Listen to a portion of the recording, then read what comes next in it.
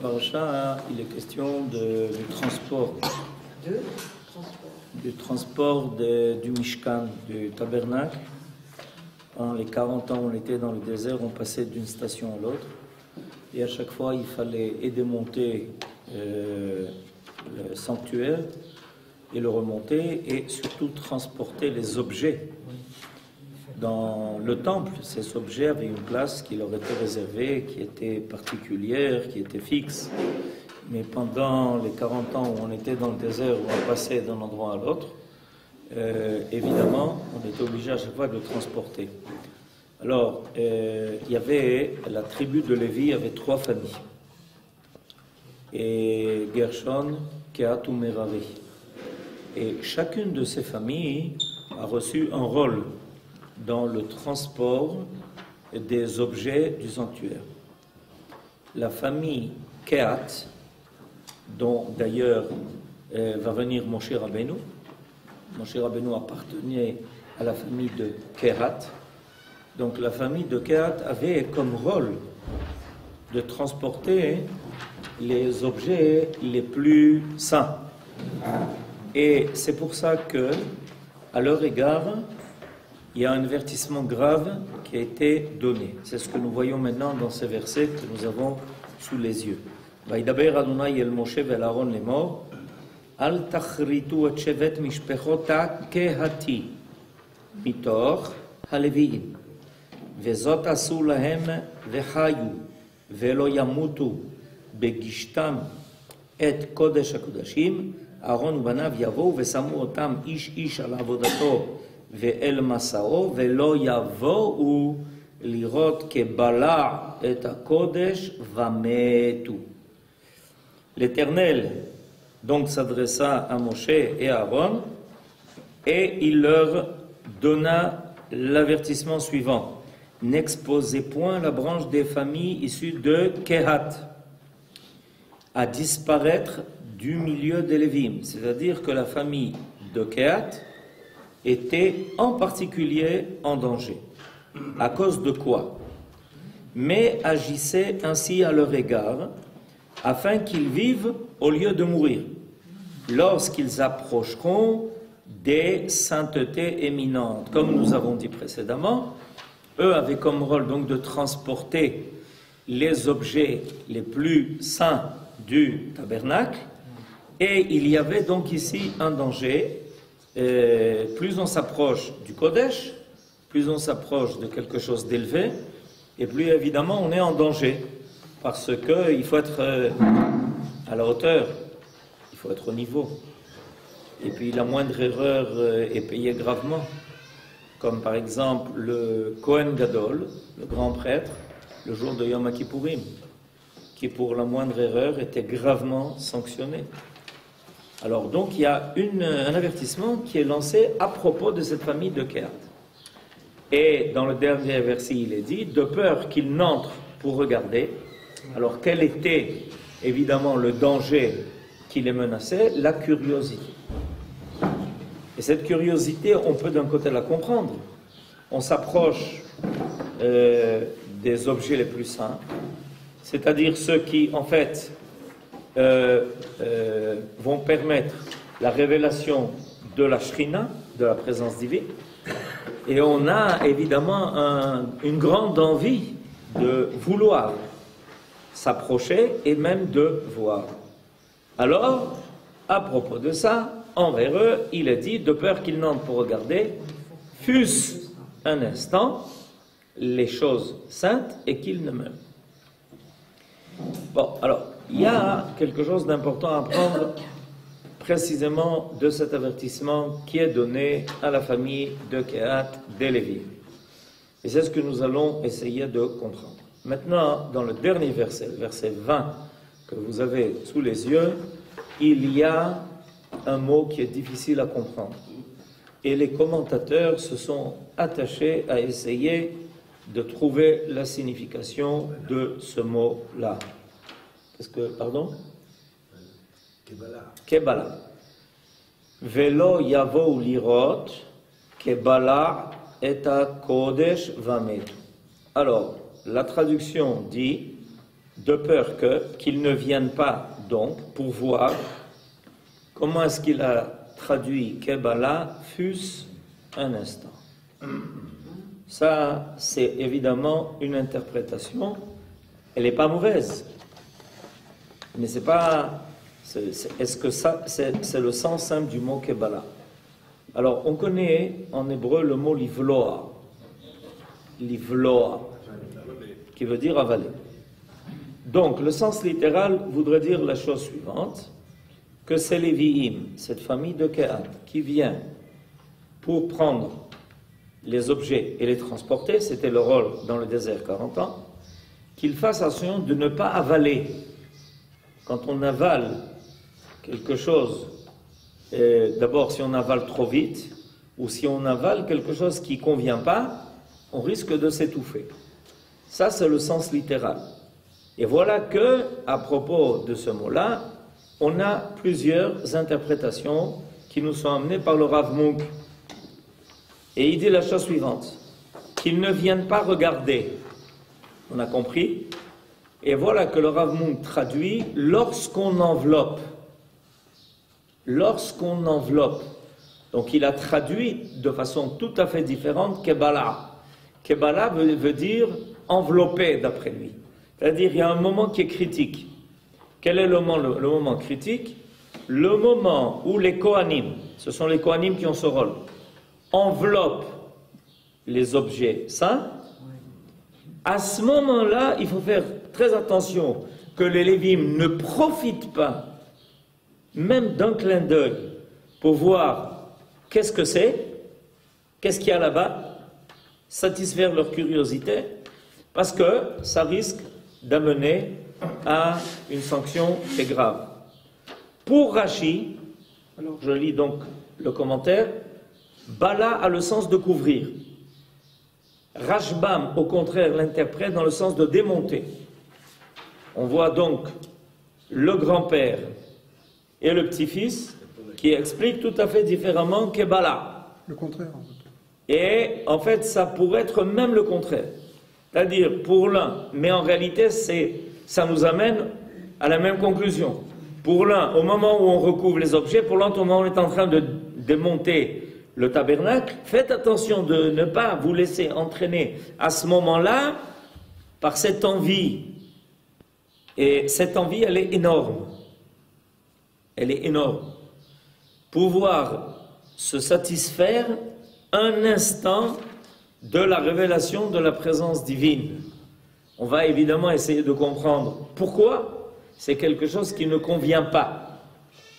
A priori, vouloir être en présence de la révélation divine, ça pourrait être considéré peut-être comme quelque chose de positif. Le Talmud, dans le traité de Sanhédrin, établit un rapport entre ce terme et l'action de voler.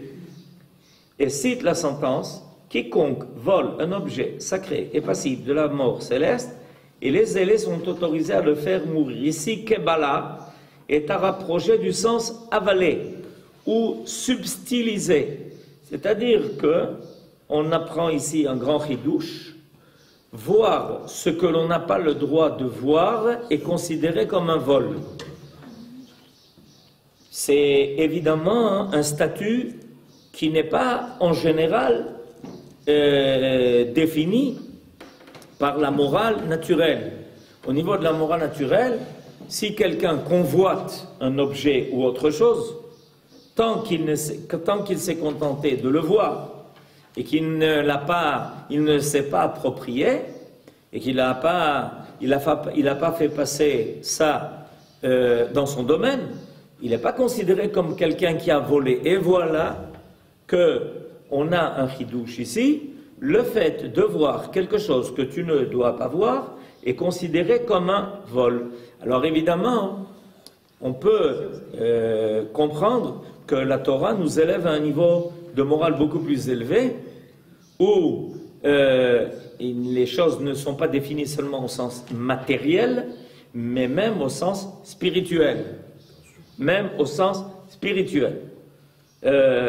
Nous, par exemple, donnons un exemple très simple, nous avons déchiffré Torah les Sifrei Torah sont enfermés, et pas seulement parce qu'on a peur que quelqu'un vienne les dérober, parce qu'on ne laisse pas un Sefer Torah comme ça aux yeux de tout le monde.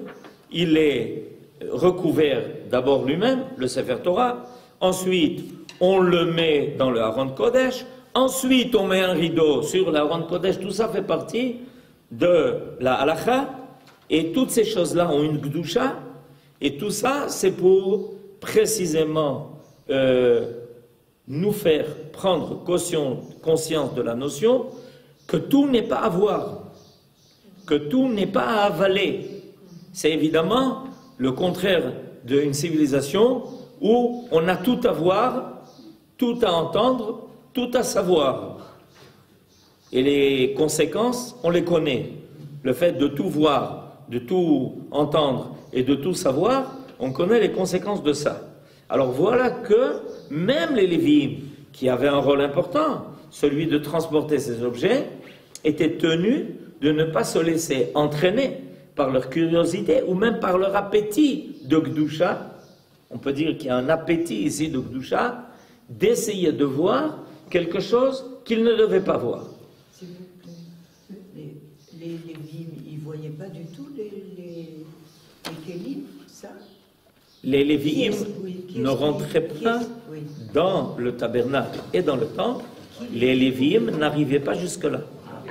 Il n'y avait que les Kohanim qui arrivaient jusque-là.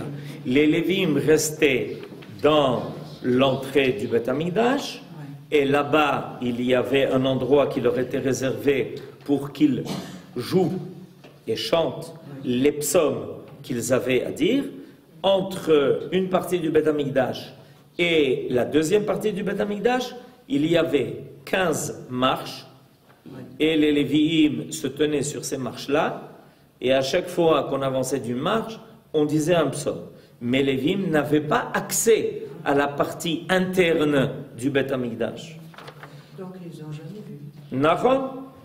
Alors, Nachmanide note encore que les Lévi'im ne doivent pas se précipiter pour voir les objets nus et sans couverture. Ils ne doivent même pas soulever un coin de couverture et risquer de voir la Shrina. Le Midrash dit également que les Lévi'im n'ont pas le droit de regarder fût-ce d'un clin d'œil. Ainsi est-il dit des gens de Beth Shemesh. Le Seigneur frappa les habitants de Beth Shemesh pour avoir regardé dans l'arche. Il frappa dans cette population 70 hommes sur 50 000. Ils furent accusés d'avoir, vous connaissez ce mot? Plaisanter ou prononcer des paroles légères en présence de l'Arche Sainte. Alors, c'est un épisode connu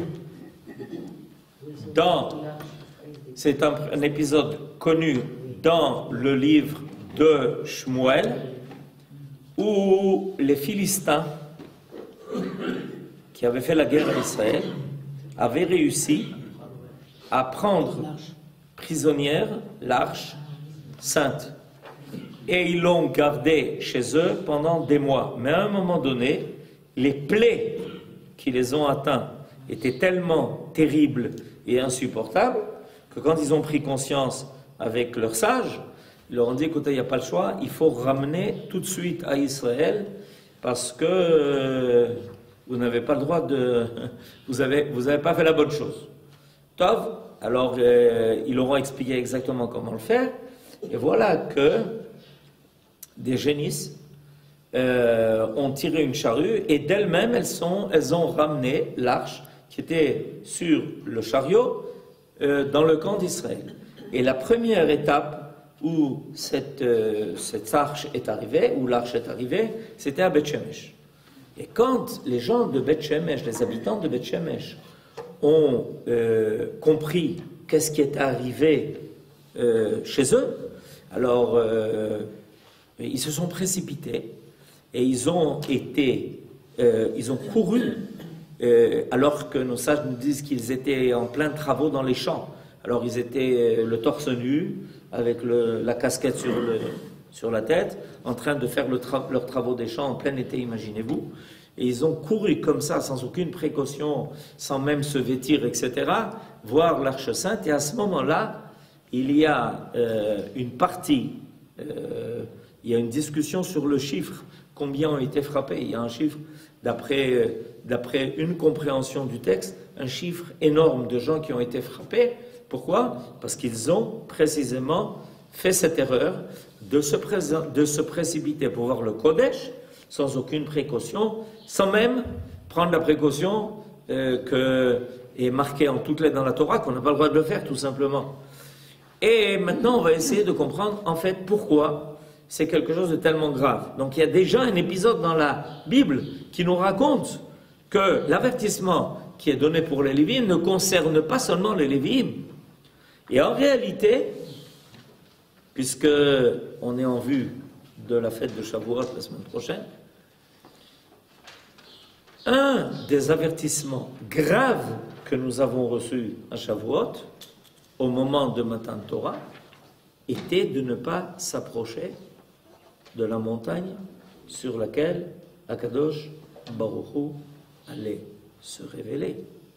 Et c'est pas que les gens n'en ont pas eu envie de courir et de monter et de gravir pour essayer d'être le plus proche de la révélation divine. Vous comprenez bien que quand Akadosh Baruch Hu s'adresse aux hommes et qu'ils entendent eux-mêmes de leur propre entendement la voix divine qui est en train de leur donner les 10 paroles, les gens ne restent pas indifférents. C'est comme quand des fois on entend quelque chose et vous voyez des gens se précipiter, se ruer pour essayer de voir de quoi il s'agit. Cette curiosité. Alors donc on a précisément au moment du Matan Torah, on a reçu cet avertissement. Et cet avertissement, et vous savez que d'ailleurs, il faut savoir une chose, que la paracha de Bamidbar que nous allons lire ce Shabbat est toujours la paracha qui doit être lue avant Shavuot. Le calendrier est fixé de telle façon que la paracha de Bamidbar que nous allons lire ce Shabbat est obligatoirement la paracha d'avant Shavuot. Il y a beaucoup d'explications qui ont été données pour ça. Pourquoi est-ce que c'est la date qui est fixée pour la fête pour la paracha de Bamidbar avant la fête de Shavuot, le Shabbat qui précède Shavuot? Eh bien, on a maintenant une des explications. Alors, on va avec grâce au commentaire du Rav Shimshon Raphaël Hirsch sur la paracha, essayer de comprendre un peu plus pourquoi cette interdiction est tellement importante. On la voit au moment du Matan Torah, on la voit donnée aux Lévi'im quand ils vont transporter les objets dans le désert, on voit le résultat que ça a donné quand les gens de Beth Shemesh ont osé courir pour aller voir l'Arche Sainte qui était revenue du camp des Philistins. Quant au motif de cette interdiction, les commentateurs rappellent évidemment l'ordre divin de se tenir à l'écart du mont Sinaï le jour de la révélation. Mais le Rav Shimshon Raphaël Hirsch nous donne l'interprétation suivante. Nous avons vu ci-dessus que les objets sacrés ne devaient être remis au fils de Kehat qu'enveloppés, afin qu'ils ne touchent pas les objets eux-mêmes. On nous dit maintenant qu'ils ne doivent pas voir les objets sacrés au moment où on les découvre.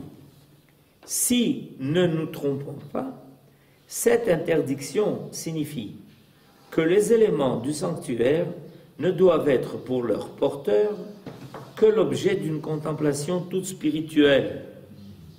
Ce ne sont pas leurs yeux, mais leurs pensées qu'ils doivent diriger sur ces éléments. Cette vision spirituelle des objets, à eux, confiée, constitue et le fondement principal de leur fonction. Regarder de leurs yeux charnels les objets sacrés au moment où on les enveloppait aurait constitué une profanation. Suivant lui, la contemplation physique des objets comporterait un danger. Le symbole prendrait alors la place de l'idée qu'il représente. Et celui qui le regarde pourrait se contenter de ce qu'il voit, sans se pénétrer de l'idée que l'objet doit éveiller en lui. En d'autres termes, il y a ici une distinction et un ordre qui nous est donné pour nous habituer à remplacer le travail des sens par le travail de l'âme. L'homme est enclin, parce que c'est plus facile, parce que ça fait plus partie des contingences du monde dans lequel on se trouve, il a l'habitude de prendre connaissance des choses par les sens. Alors que la Torah réclame de l'homme, à un moment donné, de comprendre les choses, non pas par les sens, mais par leur essence. Alors pourquoi les sens nous ont été donnés? Ok, c'est une très bonne question. Qu'est-ce que tu as dit? Il y a fait, mais si la Torah réclame de nous de comprendre les choses par leur essence, pourquoi les sens ont-ils été donnés? C'est une très bonne question. Alors, avant de répondre à cette question, on va continuer à voir le commentaire qui est donné par le Rav Hirsch. Le symbole prendrait alors la place de l'idée qu'il représente. D'accord? Nous savons en effet que c'est dans ce défaut qu'Israël est tombé durant toute l'époque du premier temple. Les prophètes n'ont jamais cessé d'attirer l'attention sur ce danger, sur le fait que le service du temple et les sacrifices, au lieu d'être un moyen de rapprocher l'homme de son Dieu et d'accomplir sa volonté dans tous les domaines de la vie, étaient devenus un but en soi, comme s'ils étaient le principe même du culte divin, comme si en se trouvant dans le temple, celui qui apportait des sacrifices accomplissait par là la volonté du Créateur. Le culte dans le sanctuaire, au lieu d'inciter à suivre en tout endroit et à toute heure la voie tracée par l'Éternel, était devenu un court moment durant lequel le porteur d'offrande tranquillisait sa conscience. C'est à ce propos que le prophète dit, c'est le prophète Jérémie. En quoi? Et quoi? Vous allez voler, tuer, commettre des adultères, prêter de faux serments, offrir de l'encens au Baal, qui est Avodah Zarah, et suivre des dieux étrangers que vous ne connaissez pas, puis vous venez vous présenter devant moi, dans cette maison, sur laquelle mon nom est invoqué, et vous dites, nous sommes sauvés. Et c'est afin de commettre toutes ces abominations. Ce que la Torah veut, ce n'est pas que nous regardions les objets sacrés, que nous rassasions nos yeux charnels de leur éclat et de leur splendeur. En d'autres termes, ce qui est présenté ici, c'est en réalité l'ordre des choses. L'ordre des choses. Le problème essentiel, le prophète Jérémie est en train de dire, mais qu'est-ce que vous faites? Qu'est-ce qu'on fait? Mais pourquoi vous venez au temple? Ah bon? Et pourquoi vous amenez des sacrifices? Et alors quoi? C'est pas marqué dans la Torah? Bon, c'est marqué dans la Torah. Le reproche que, pas seulement d'ailleurs le prophète Jérémie le fait, le prophète Isaïe le fait dans le premier chapitre aussi. Le reproche que les prophètes font, c'est que l'ordre a été inversé. L'ordre normal des choses. Et que l'homme ait la conscience du Kodesh. Et la conscience d'un monde qui est caché. On a appris cette semaine, à propos de Yerushalayim, qu'en réalité, il y a deux Yerushalayim. Il y a la Yerushalayim d'en bas et la Yerushalayim d'en haut. Et Akadosh Baruch Hu nous fait savoir qu'il rentre dans Yerushalayim en haut quand il est capable de rentrer dans Yerushalayim en bas. C'est-à-dire que, d'où est-ce qu'on apprend ce principe-là, qui est inversé dans le Teilim qui dit que Yerushalayim abnouya ke'ir shechubra la yardav. Yardav, ça veut dire ensemble. Alors, le travail essentiel de l'homme, c'est de s'attacher, de découvrir qu'il y a une intériorité à tout ce qui est créé. De la même façon que connaître une personne, c'est connaître son âme, c'est connaître la vie qui est en lui, c'est connaître la valeur intrinsèque qu'il représente. Regardez ce qui se passe quand l'ordre est changé. On vérifie la valeur d'une personne selon son utilité. Est-ce qu'il est capable de faire tel ou tel travail? Est-ce que sa vie vaut le coup qu'on fasse des efforts pour lui? Etc. etc. Toute la mesure dont on se sert pour mesurer la valeur d'une personne passe par son côté utilitaire. Alors que la Torah nous invite à découvrir la valeur intrinsèque des choses.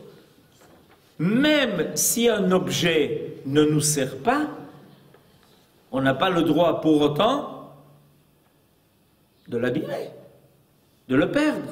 Ça s'appelle Bal Tashrit.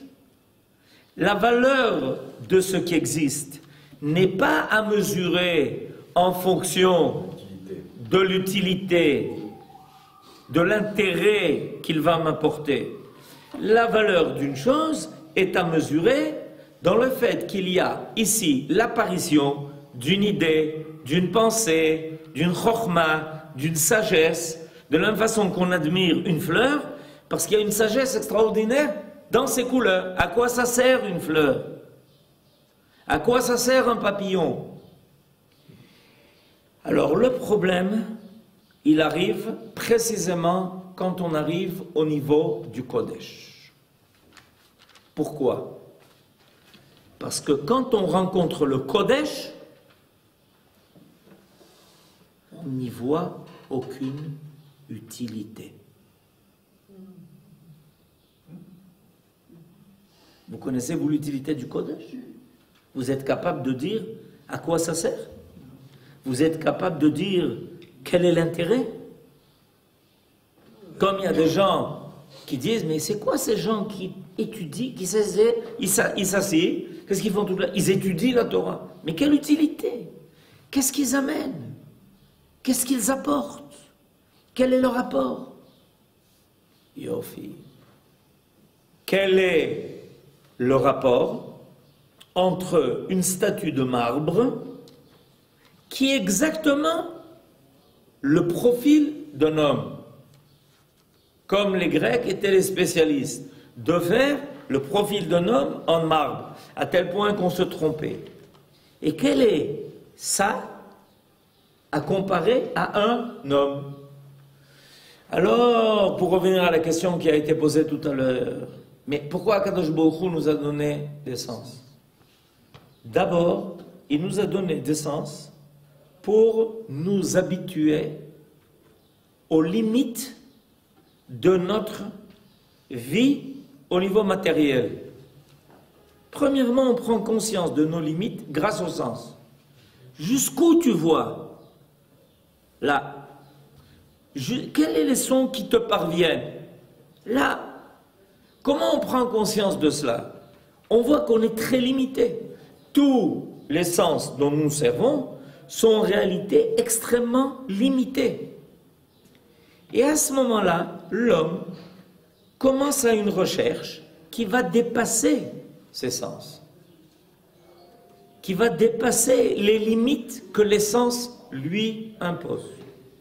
Et il va commencer une recherche qui va l'amener à trouver non pas ce que les sens lui révèlent, mais l'essence qui se cache en eux.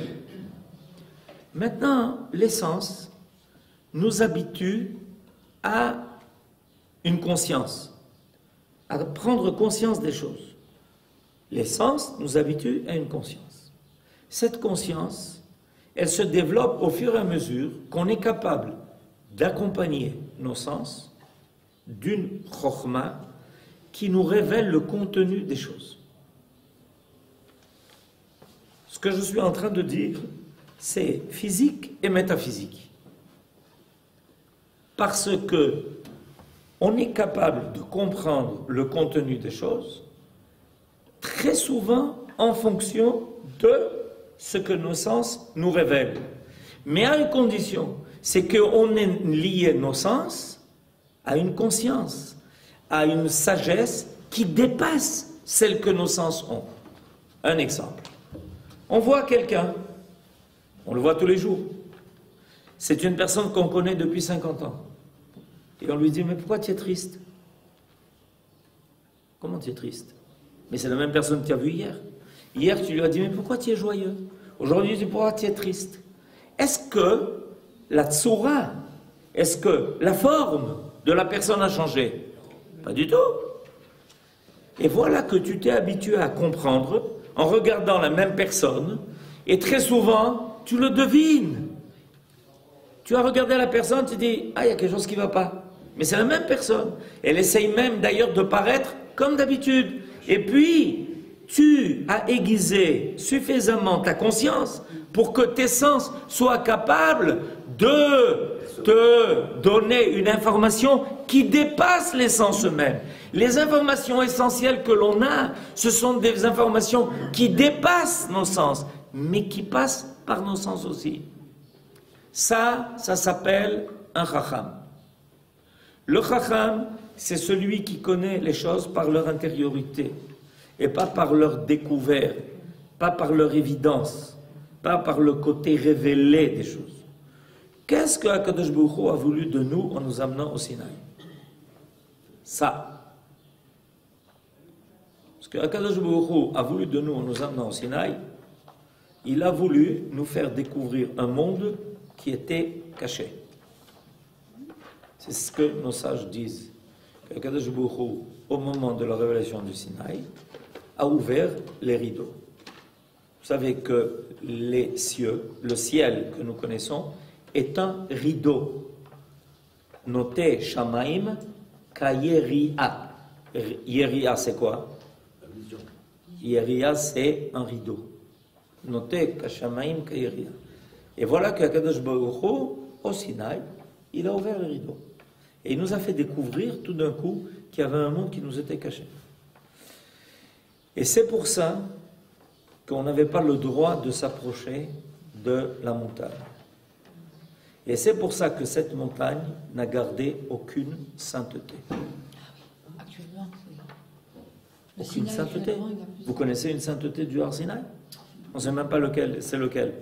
Il y a des suppositions qui sont faites, mais personne n'est capable de dire exactement. Pourquoi? Parce qu'en réalité, le Sinaï était pour nous amener à découvrir ce qui était caché. Si il y avait une sainteté qui avait été donnée à la montagne, alors ça voudrait dire qu'on a réussi à saisir la sainteté divine qui s'est révélée au Sinaï. Or, l'essentiel de la révélation du Sinaï, ce n'est pas ce que nos yeux ont vu, c'est ce que notre cœur a compris. Ve'ahavta et Hashem Elokecha bechol levavcha. Ce que ton cœur a compris. Pour nous donner une belle allusion à ça, la dernière lettre de la Torah est un lamed, la première lettre de la Torah est un bet, étant donné qu'on n'a pas le droit de finir la Torah sans la commencer comme un Simchat Torah, si on joint ces deux lettres, celle qui finit la Torah et celle qui la commence, on a le mot lève. L'essentiel, c'est le cœur. Shabbat Shalom.